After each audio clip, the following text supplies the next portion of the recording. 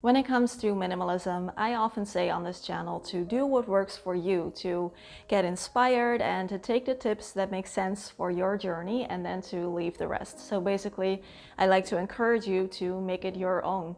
And so in today's video, I thought it'd be fun to give you some practical examples of this. And so I'm going to share 10 popular minimalism tips and habits that I do not follow.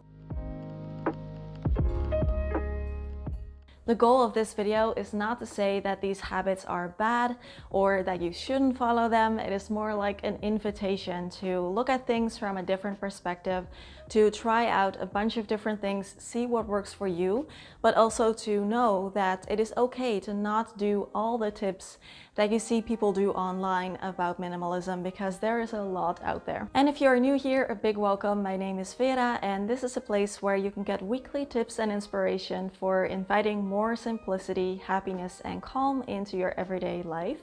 So if you're not already subscribed, be sure to do so down below. I post about a video a week, but it's not always on the same day. So if you're subscribed, that way you'll know that you won't miss any new videos from me. The first minimalism tip or concept really that I do not follow myself is the spark joy concept. And this is not to say anything negative about Marie Kondo, because I think she is awesome. And I do really think that there's a lot of value in asking yourself this question, whether or not something sparks joy for you.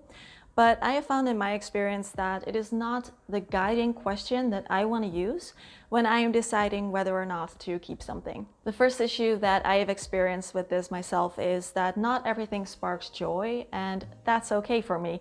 So especially with things you use around the house, vacuum cleaner, cutlery, towels, just everyday items like that, they don't spark joy, but I do keep them around because they're useful. The second thing, and this one is more important than the first, is that most of the items that I own, I have actually owned for a really long time. And they just don't spark joy for me the same way anymore. And if I were to ask myself this question about my furniture, for example, probably like 60% of it would be a no. And same goes for my wardrobe.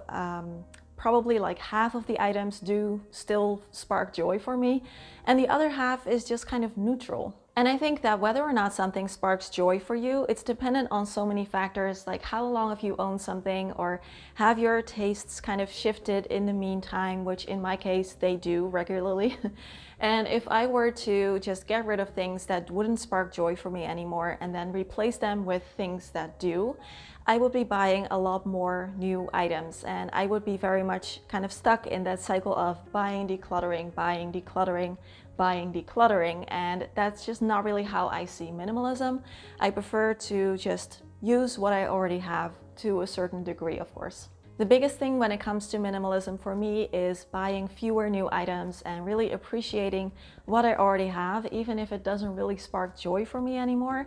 And also to not place such an importance on the exact items that I own. So kind of creating a little bit more detachment from the items. This is also a very emotional and intuitive question to ask yourself. And I am already very much an emotional person to begin with. So I find that I actually need more logical and rational arguments when I decide if I want to keep something or not. Of course, it's perfectly fine to replace something every now and then if you've really grown tired of it. That is perfectly okay. But usually I will wait with that until something is either like worn out or broken or doesn't fit me anymore. The next minimalism tip or habit that I do not follow is the one in, one out rule. And I am actually a pretty big fan of this rule. I've done it myself in the past. I've shared it on this channel with you. But for the last couple of years, I've decided to let this one go. I have been living a minimalist lifestyle for such a long time already, and at this point, if I buy something new, if I choose to bring something new into my home, it is a very deliberate and intentional decision that I made. And it is because I feel like this item will bring me value in some way. And so if I were to cling to this one in, one out rule, that would mean that I would have to kind of like search through my items, through my belongings, to find something to declutter, when I don't feel like there would be much of a point because the items that I own are already curated. And as much as I like this rule, I also think there could be some danger in it because it could be seen as an invitation to keep replacing things that you own with new things. And so again, get stuck in that buying, decluttering cycle. So if you feel like this rule has such an effect on you, then feel free to just leave it be. That said, I think this rule can be great if you're very much in the decluttering process still, or if you are just kind of training yourself to buy fewer things, because if you know that you will have to get rid of something first, you might think twice before buying something new. So I think this rule could very much work for people. It just doesn't work for me anymore. The next minimalism tip that I don't follow and that I see a lot online is choosing a color palette. And this can be for your home or for your wardrobe, things like that.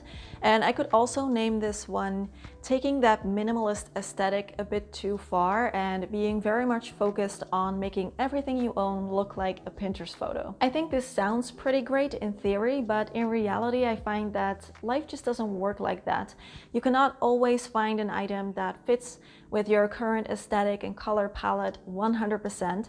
And even if you do, your tastes can change over time. So silly example, but let's say that 4 or 5 years ago, I bought everything in white and beige, and that was my color scheme. And now I've grown to kind of like colors more, and I'm really into blues and greens and stuff. And let's say that I would have to replace my curtains. That would mean that I either cannot buy them in my new taste, like make it like a really big bright color because it doesn't fit in the color palette, or I would have to switch out everything else to make it all fit my new color palette. And I know blue and green would probably fit pretty well with white and beige, but let's just go with this. Just thinking about these things gives me a headache, and I am just all about simplifying. And if anything, I want my home and my life to be simple, easy, stress-free as possible, and just focusing so much on creating the perfect minimalist aesthetic is just not worth it for me. Next is kind of a category, and that is any one type or method of decluttering. So a lot of times people ask me, have you tried the minimalism game? What are your thoughts on the KonMari method or Swedish death cleaning or the fly lady method or any of these methods?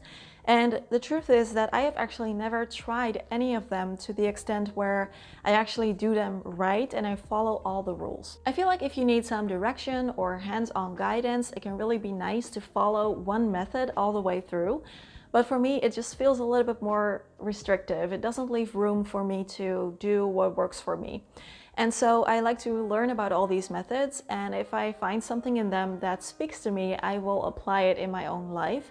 But then I will just kind of pick and choose and create my own method, basically, that really works for me. Another popular minimalism thing that I don't do myself is strongly minimizing daily use items. So things like plates, mugs, bowls, underwear, socks, towels, things like that. I often hear people say and recommend it to keep only one per person and then maybe a couple extra in case you have company.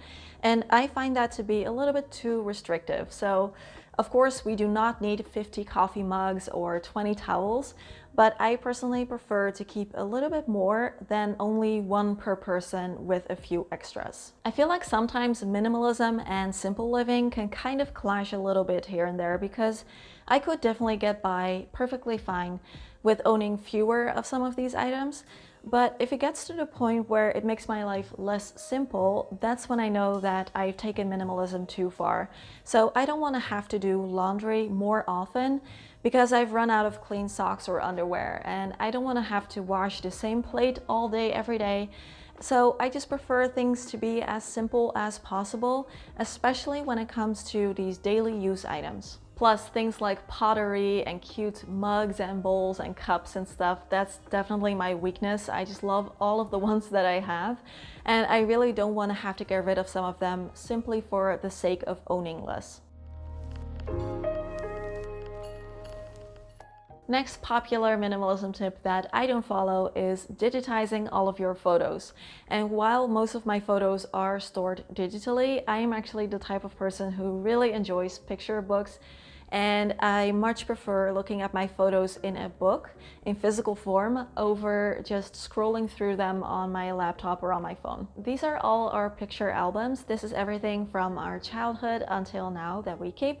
And actually, when we go on a trip that's a little bit more special maybe, usually what we will do is have an album printed specifically with pictures of that trip so that we can enjoy looking through them every once in a while. And I just really like having them in my living room whenever I feel nostalgic to flip through and look at some photos. We also don't really display photos on the walls in our home, so I just like to have them nearby. Next minimalism tip that I have seen come by a lot of times is to cut your cable and use streaming services only, or to just get rid of your TV altogether. And that is personally not something that I choose to do. We use our cable mostly to watch sports. We actually watch a lot of European football, so that's mostly what we use it for.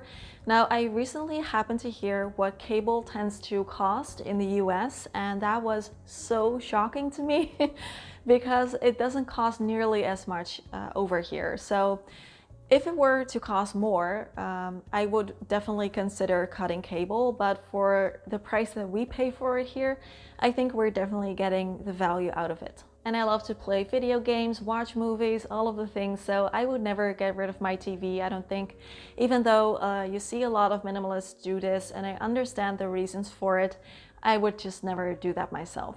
Another popular minimalism habit that I don't do myself has to do with your wardrobe, and it is called Project 333.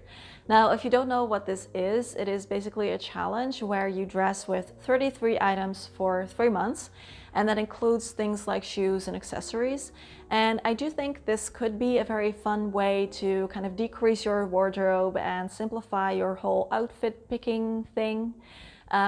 For me personally, I don't really see the point. I would have to pick 33 items and pack the rest away somehow and do all those things, when actually I am pretty happy with how my wardrobe is currently. I am definitely not the most stylish or fashionable person on this platform by any means.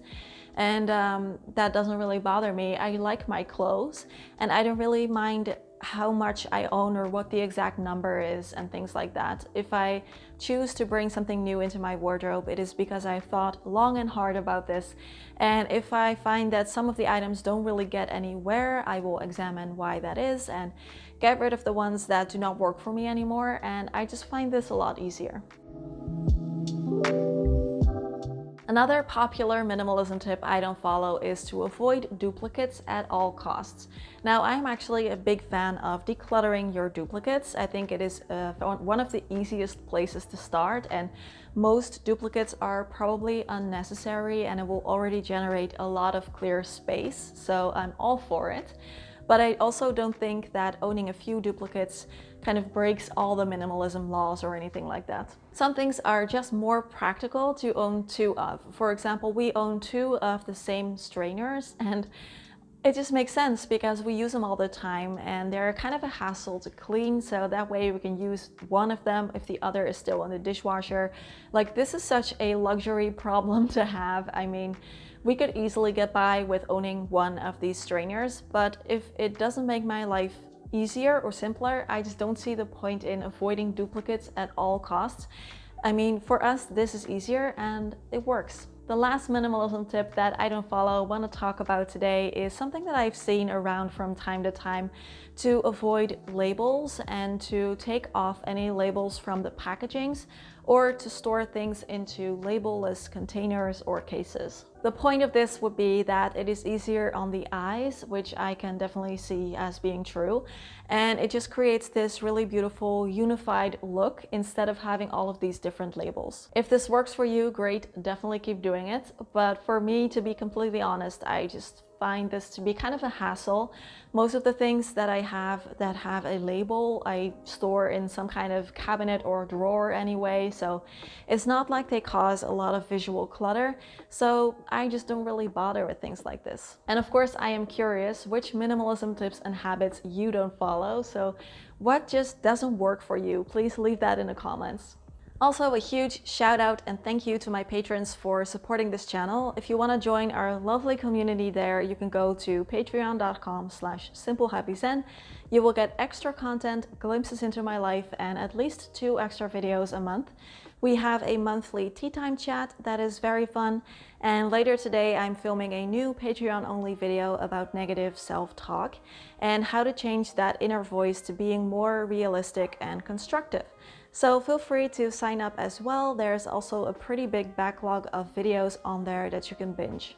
Click here to find out which minimalism mistakes I have made, and click here to find out what I'm not buying in 2021.